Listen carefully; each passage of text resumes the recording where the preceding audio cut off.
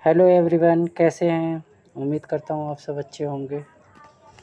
तो आज हम लोग पढ़ेंगे क्लास 9 के मैथमेटिक्स का चैप्टर फर्स्ट का एक्सरसाइज 1.2।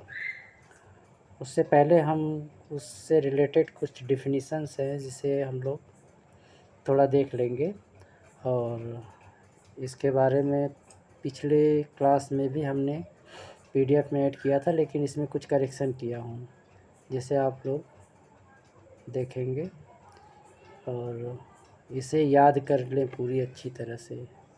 अगर ये याद नहीं होगा तो कुछ भी आगे ऐसे थ्योरिकल टाइप के क्वेश्चन जो हैं वो सॉल्व नहीं हो पाएंगे।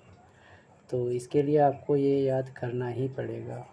तो सरसरी निगाह से ही हम लोग थोड़ा देख लेते हैं। यानी नंबर सिस्टम जो है आपका, नंबर सिस्टम में 2 टाइप के होते हैं। एक होता है रियल नंबर और एक होता है इमेजिंग नंबर, यानी वास्तविक संख्या और काल्पनिक संख्या। वास्तविक संख्या यानी रियल नंबर जो होता है वो ये भी 2 टाइप के होते हैं। ये रेशनल नंबर और इरेशनल नंबर, परिमेय संख्या और अपरिमेय संख्या। तो परिमेय संख्या और रेशनल नंबर किसे कहते हैं, इस पे हम लोग ध्यान देंगे। वे नंबर ध्यान देंगे यहाँ पर हम लोग, है ना।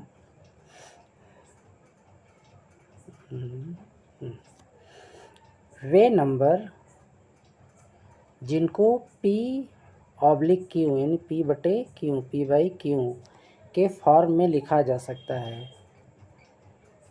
जैसे एग्जांपल 5/1, 2/5, 3/5 या पाई। पाई का मान आप जानते हैं ना।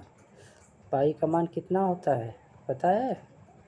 22/7 यानी 22/7। और इसको जब डिवाइड करते हैं तो 3.14 आता है वैल्यू। तो इसे आप लोग ध्यान देंगे। और पूर्ण संख्या तो पाई। परिमेय संख्या के अंतर्गत प्राकृतिक संख्याएं, पूर्ण संख्याएं यानी नेचुरल नंबर और होल नंबर और इंटीगर पूर्णांक भी आते हैं। परिमेय संख्या जो होती है वो कितने टाइप की? 2 टाइप की होती है। एक होता है दशमलव संख्या, डेसिमल नंबर, एंड पूर्णांक संख्या, इंटीगर्स, है ना। तो ध्यान देंगे आप लोग यहाँ पर दशमलव संख्या में। जैसे दशमलव संख्या में भी इसके भी 2 पार्ट हैं, समझ गए कि नहीं। एक होता है शांत दशमलव और एक होता है अशांत दशमलव। ये वाला जो मैं एग्जाम्पल लिखा हूँ ये है आपका शांत दशमलव, ये है शांत, और ये जो एग्जाम्पल दिया हूँ ये है अशांत दशमलव, है ना।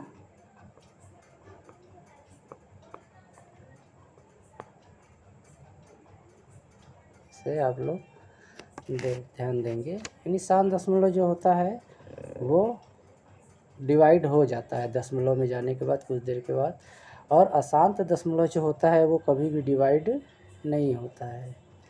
वो जैसे 10/3, ये कितने भी नंबर तक आप चले जाओ ये डिवाइड होने वाला नंबर नहीं है।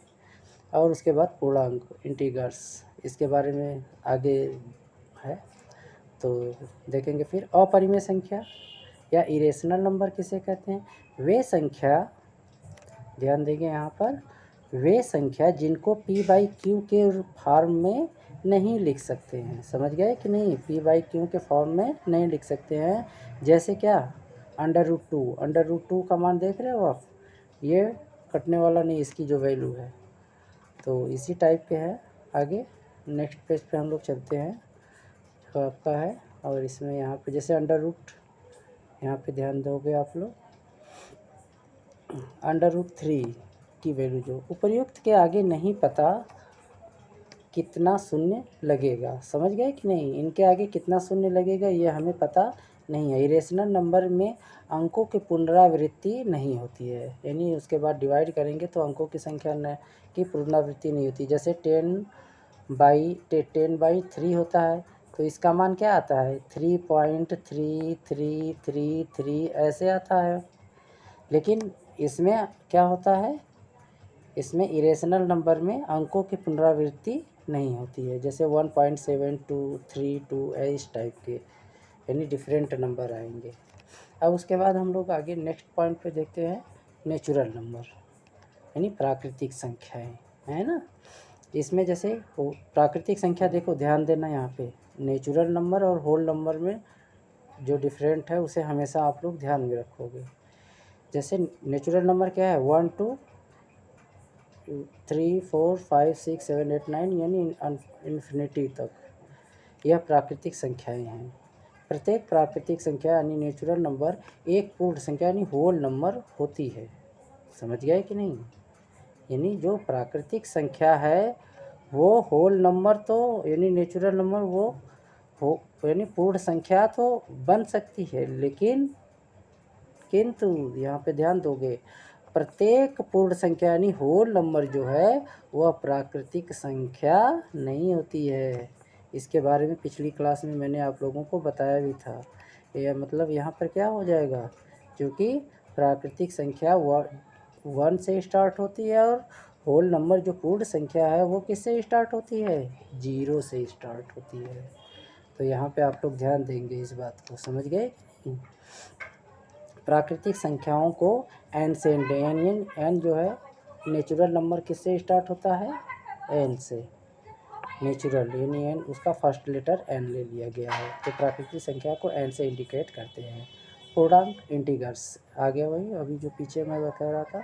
पूर्णांक में सभी अंक यानी नंबर होते हैं, अर्थात धनात्मक पॉजिटिव एंड ऋणात्मक निगेटिव एवं शून्य, ये वाली लाइन आप लोग ध्यान दोगे, एवं शून्य सभी प्रकार के अंक सम्मिलित होते हैं।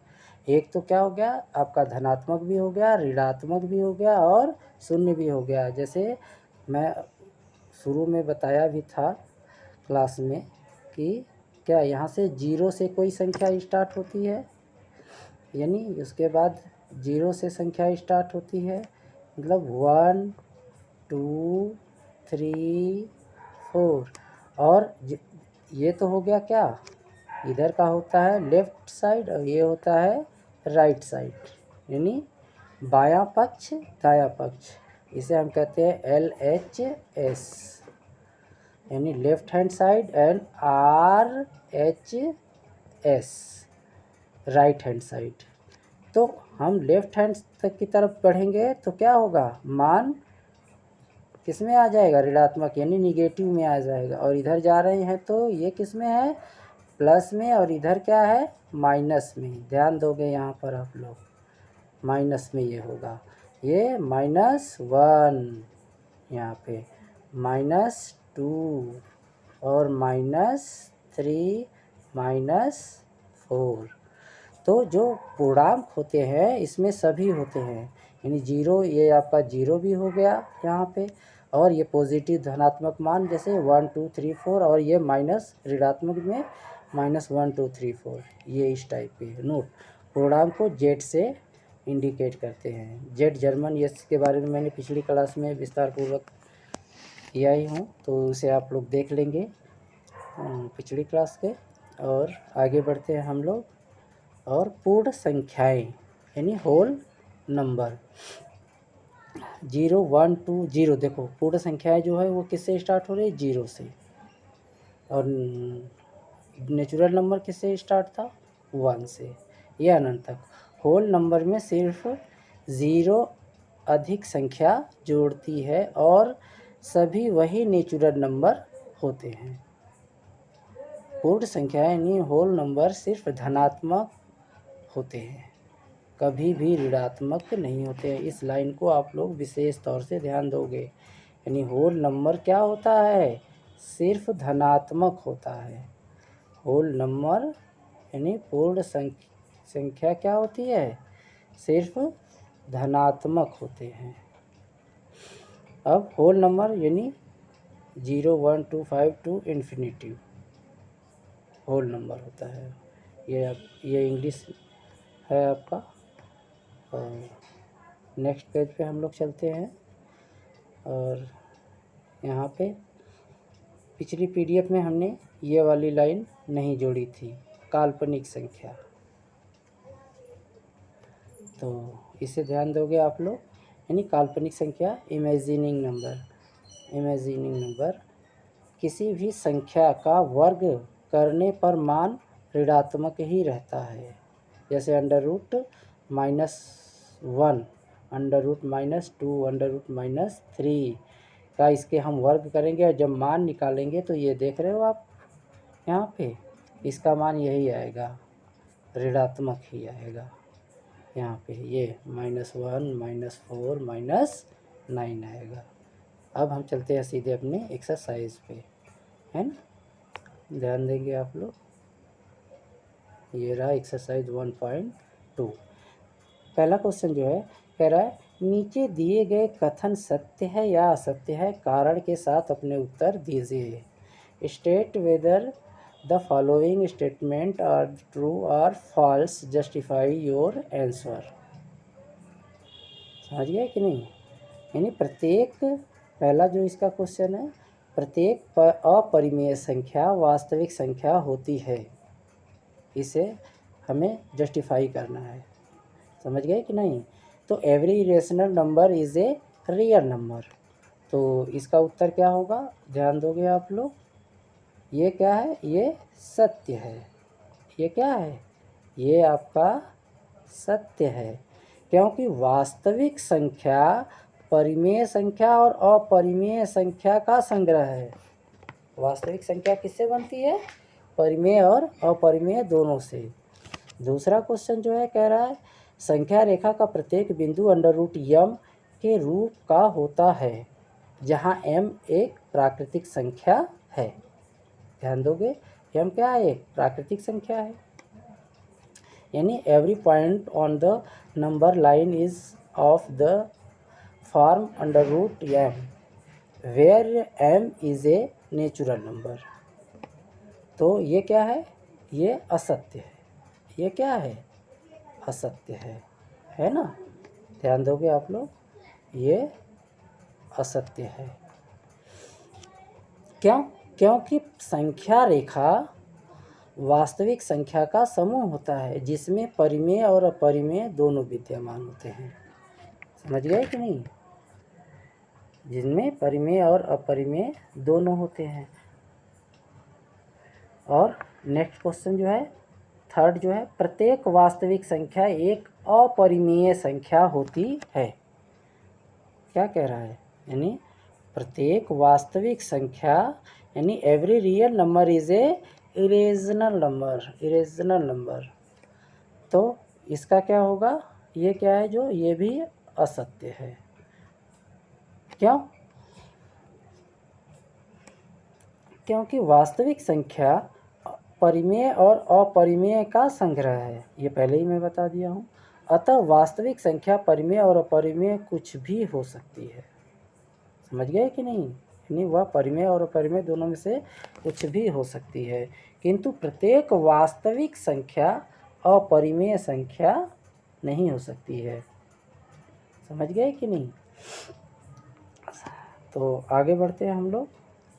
ये है क्वेश्चन नंबर 2, कह रहा है क्या सभी धनात्मक पूर्णांक के वर्गमूल अपरिमेय होते हैं? यदि नहीं तो एक ऐसी संख्या के वर्गमूल का उदाहरण दीजिए जो एक परिमेय संख्या है। समझ गए कि नहीं समझे? तो नेक्स्ट पेज पे इसका उत्तर देखते हैं हम लोग, है ना।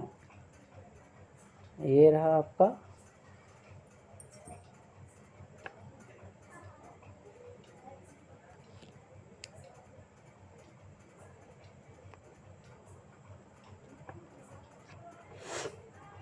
कह रहा are the square root of all positive integers irrational if not give an example of the square root of a number that is a rational number। Answer नहीं, ये क्या है, नहीं।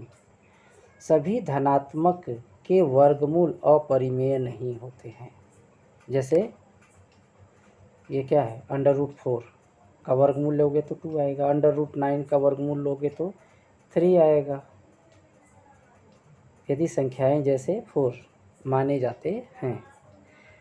अब आगे हम लोग देखेंगे थोड़ा सा इसके बारे में विस्तार से, इसका हम लोग थोड़ा विस्तार से अध्ययन करेंगे, है ना, इस क्वेश्चन का।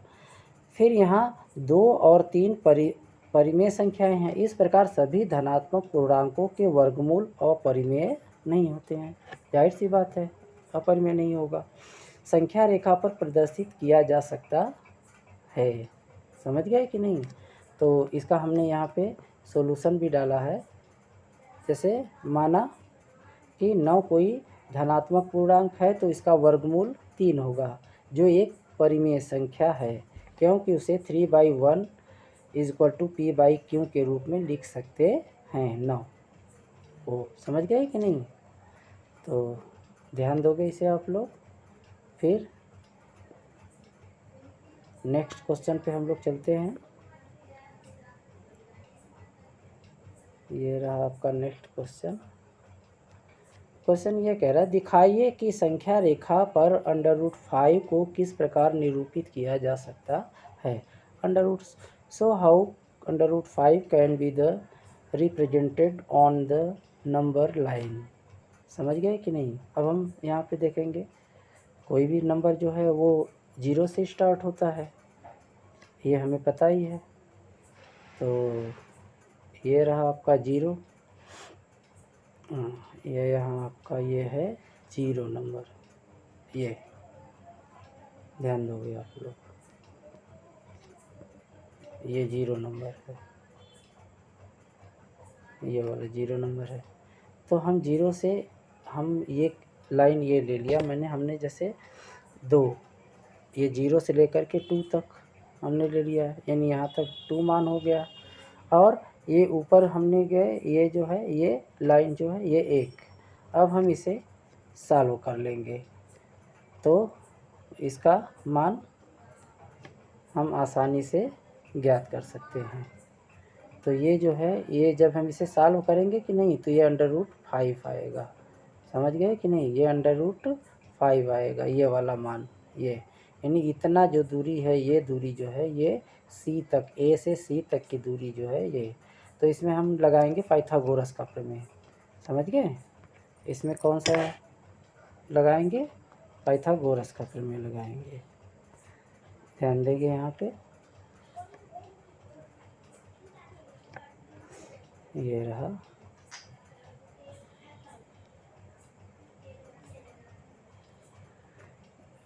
उसमें जो दिया हुआ था उसमें, यानी संख्या रेखा पर 2 का प्रतिनिधित्व करने वाला एक बिंदु A है, जो अभी आपने पीछे देखा, अंकित करें, और AO या OA के लंबवत इकाई, लंबवत यानी सीधी रेखा, इस तरह से जो आ रही है रेखा, ये लंबवत रेखा ये होती है, का AB बनाइए। फिर O को केंद्र मानकर और OB को त्रिज्या मानकर रेखांकन करें। एक चाप संख्या रेखा को C पर प्रतिच्छेद करता है। C प्रतिनिधित्व कर रहा है किसका? √5 का। कैसे? यहाँ पे हम पाइथागोरस प्रमेय से इसे समझने का प्रयास करेंगे। ध्यान देंगे आप लोग। यहाँ पे ये रहा, यानी ये आपका जो त्रिभुज है उसको, यानी कोण AOB, यानी ये आपने लिया हुआ था, ये इस टाइप का था, ये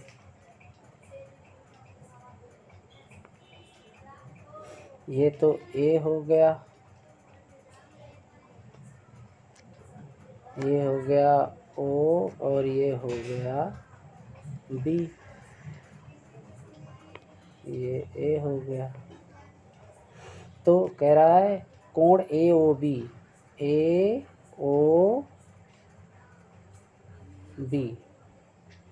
नहीं, गलत हो गया यहाँ पे, ये बिंदु A यहाँ पे रहेगा और O यहाँ पे रहेगा, A। एक मिनट, थोड़ा सा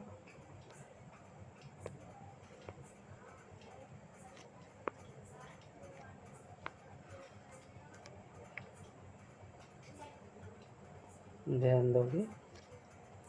ये ए ओ बी, ये हो गया आपका ओ हो गया, ये ए हो गया और ये बी हो गया,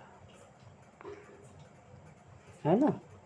ए O B is equal to ये वाली जो एंगल है कितने डिग्री की होगी, 90 डिग्री की। समझ गए। तो कह रहा O B square, O B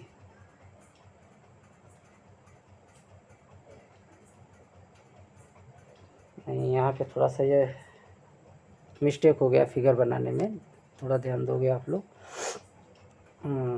O B, ये बिंदु आपका ओ है, एक मिनट, ये है ओ, ये ओ है, ये ओ है, ये ए है।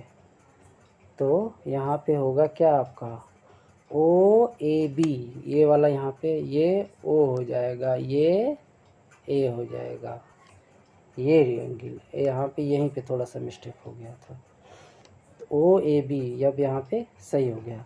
तो अब ओ बी ये वाला जो, इसे हम क्या कहते हैं, इसे हिंदी में हम लोग कर्ण बोलते हैं, और इसे लंब बोलते हैं, और इसे क्या बोलते हैं, आधार। और पाइथागोरस का प्रमेय आपको याद है कि नहीं। पाइथागोरस का प्रमेय ये है कि किसी समकोण त्रिभुज के कर्ण पर बना वर्ग, ये आपका कर्ण पर बना वर्ग, उसकी शेष दो भुजाएं, दो भुजाएं कौन सी हो गई, लंब और आधार, यानी शेष दो भुजाओं के वर्गों के योग के बराबर होता है। यानी उन दोनों भुजाओं का वर्ग का योग जो होता है वो किसके बराबर होता है, कर्ण के बराबर होता है। तो यहाँ पर ये वाली रेखा जो है ये 2 माना गया है, और ये रेखा जो है ये 1 माना गया है। यानी 1 का स्क्वायर ए बी क्या हो गया, ये ए बी 1 स्क्वायर प्लस 2 का स्क्वायर, यानी 1 प्लस 4 इज इक्वल टू क्या हो गया, 5 हो गया। अब ओ बी बराबर, यानी वर्गमूल जब हम लेंगे तो अंडर रूट क्या आएगा मान उसका, अंडर रूट 5 आएगा। तो यही मान जो है यहाँ पे ध्यान दोगे, ये इतना मान यहाँ पर ये बढ़ करके ये इस तरह से आएगा, ये इतना। तो यही मान जो है आपका अंडर रूट क्या आएगा, 5 आएगा। ध्यान दिए, समझ गए नहीं समझे। और कोई डाउट हो इस क्वेश्चन में तो आप लोग मुझे मैसेज ज़रूर करेंगे, और मैं उसे दोबारा, अगर नहीं समझ में आता है कोई क्वेश्चन तो मैं उसे अगले क्लास में हम उसे दोबारा शामिल करके आपको समझाने का प्रयास करेंगे। तो आज का ये जो है एक्सरसाइज यहीं पे समाप्त होती है, और कोई त्रुटि हो तो उसके बारे में ज़रूर कमेंट बॉक्स में लिखेंगे, और ज़्यादा से ज़्यादा आप लोग थोड़ा लाइक शेयर सब्सक्राइब करें, और ताकि जल्दी से जल्दी आप लोगों की क्लास लाइव हो सके। नहीं तो अभी तक ऐसे ही रिकॉर्डेड क्लास आप लोगों को मिलती रहेगी। तो आज की क्लास यहीं पे हम लोग समाप्त करते हैं। Okay, bye.